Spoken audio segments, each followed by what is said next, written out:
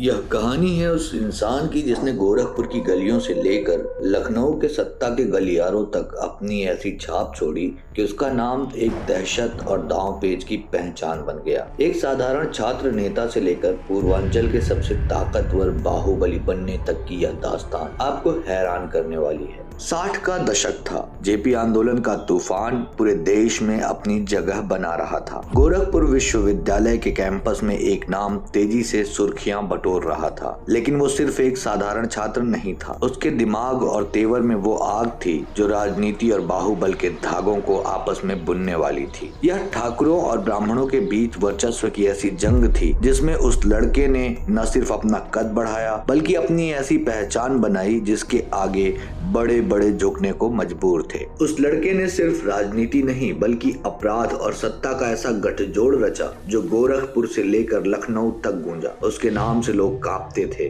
और उसके खेल से सियासत की जमीन तक हिल जाया करती थी। तो आइए जानते हैं उस शख्स की कहानी जिसने पूर्वांचल की राजनीति को बदल कर रख दिया, और साथ ही ये जानेंगे कि इतिहास के पन्नों में उस लड़के का नाम क्या सिर्फ एक बाहुबली के रूप में दर्ज होगा या वो वाकई एक रणनीतिकार था। बात है 5 अगस्त 1935 की। उत्तर प्रदेश के गोरखपुर जिले में बड़हलगंज के टांडा गांव में एक बच्चा पैदा हुआ। नाम रखा गया हरिशंकर। अब कौन जानता था कि यह छोटा सा छोरा एक दिन गोरखपुर की सियासत और अपराध की दुनिया का सबसे बड़ा नाम बनेगा। हरिशंकर तिवारी, जी हाँ, यही वो नाम था जिसने एक साधारण ब्राह्मण परिवार से उठकर ऐसा खेल खेला कि ठाकुरों और ब्राह्मणों की लड़ाई में खुद को अकेला सेनापति बना लिया। ये लड़का ना पढ़ाई में कमजोर था ना दिलेरी में। बचपन से ही उसमें वो आग थी जो गोरखपुर यूनिवर्सिटी की गलियों से उठकर लखनऊ की सत्ता तक पहुंचने वाली थी। भाई साहब, ये वो दौर था जब गोरखपुर यूनिवर्सिटी सिर्फ पढ़ाई का नहीं बल्कि लड़ाई का भी मैदान बन चुकी थी। जेपी आंदोलन की हवा पूरे देश में थी, लेकिन गोरखपुर की कहानी कुछ अलग थी। यहाँ एक नया नाम उभर रहा था, हरिशंकर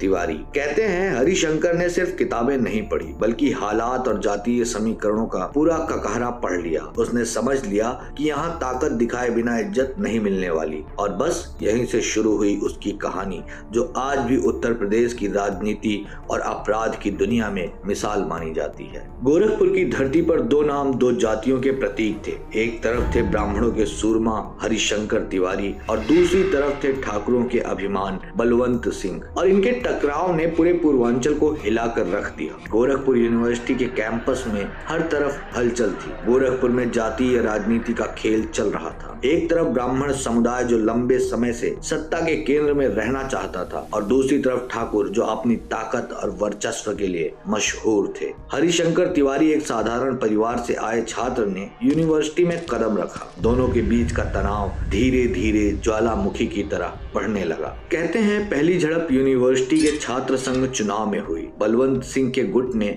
ब्राह्मण छात्रों को धमकाने की कोशिश की, लेकिन हरिशंकर ने अपने साथियों के साथ ऐसा जवाब दिया कि ठाकुरों का गुरूर उस दिन पहली बार हिला। यूनिवर्सिटी का मैदान रणभूमि बन चुका था। पत्थर, लाठी और गालियों की गूंज ने कैंपस को थर्रा दिया। हरिशंकर ने न सिर्फ अपने साथियों को बचाया बल्कि बलवंत सिंह के गुट को पीछे हटने पर भी मजबूर कर दिया। इस दिन गोरखपुर के इतिहास में एक नई लकीर खींच दी गई, लेकिन बलवंत सिंह अपनी हार पचा नहीं सके। उन्होंने हरिशंकर को खत्म करने की ठान ली। एक रात बलवंत सिंह के आदमियों ने हरिशंकर और उनके साथियों पर जानलेवा हमला कर दिया, लेकिन हरिशंकर की किस्मत भी गजब की थी। उसने अपने साथियों के साथ मिलकर न सिर्फ उस हमले को नाकाम किया बल्कि ठाकुर गुट के कई लोगों को बुरी तरह पीटा। इस घटना के बाद गोरखपुर में एक दहशत का नया अध्याय शुरू हुआ। हरिशंकर का नाम ब्राह्मणों के हीरो के रूप में फैल गया। लोग कहते थे जिसने ठाकुरों को खुली चुनौती दी हो वो कोई आम आदमी नहीं हो सकता। धीरे धीरे हरिशंकर तिवारी ने न सिर्फ यूनिवर्सिटी बल्कि गोरखपुर के बाहरी इलाकों में भी अपनी ताकत बढ़ानी शुरू कर दी। बलवंत सिंह और उनके गुट ने कई बार उसे रोकने की कोशिश की, लेकिन हर बार उन्हें हार का सामना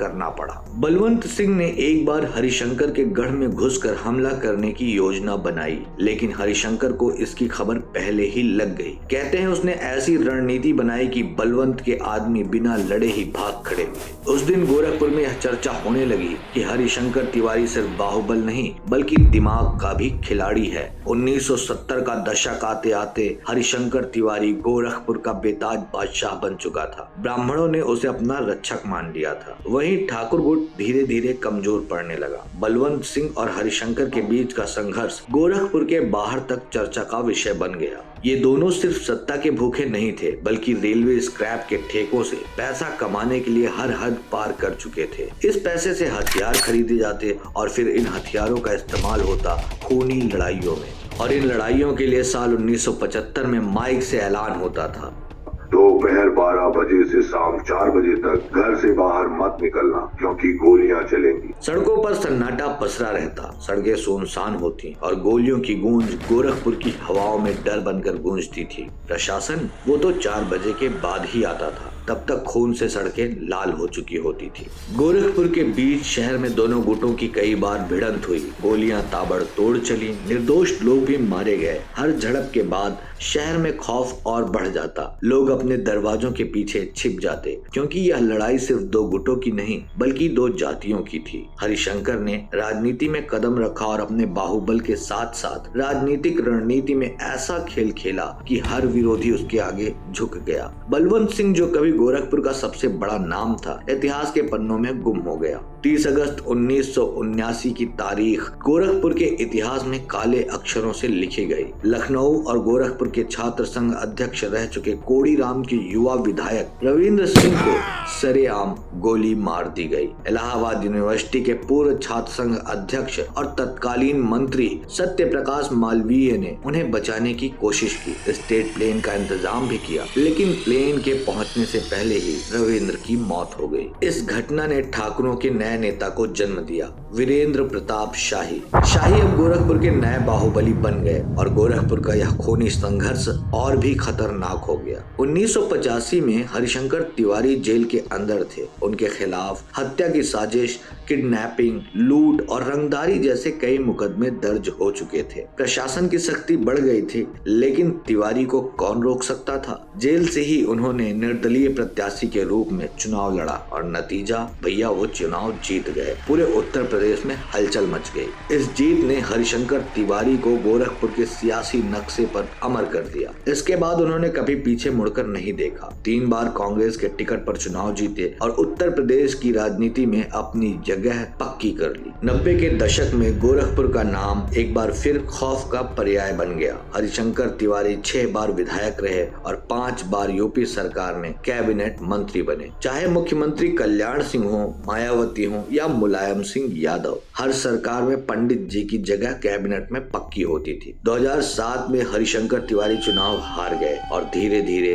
राजनीति से दूर हो गए। उनकी विरासत उनके बेटों ने संभाली जो अब समाजवादी पार्टी में है। लेकिन गोरखपुर की माटी आज भी उन दिनों को याद करती है जब हरिशंकर तिवारी का नाम सुनते ही लोग कांप जाते थे। दोस्तों, आपको ये वीडियो कैसी लगी हमें कमेंट बॉक्स में कमेंट करके जरूर बताएं। और यदि आप पहली बार हमारे चैनल पे आए हैं तो हमारे चैनल को सब्सक्राइब करना ना भूलें ताकि ऐसी ही अनगिनत कहानियां हम आप तक पहुंचा सकें।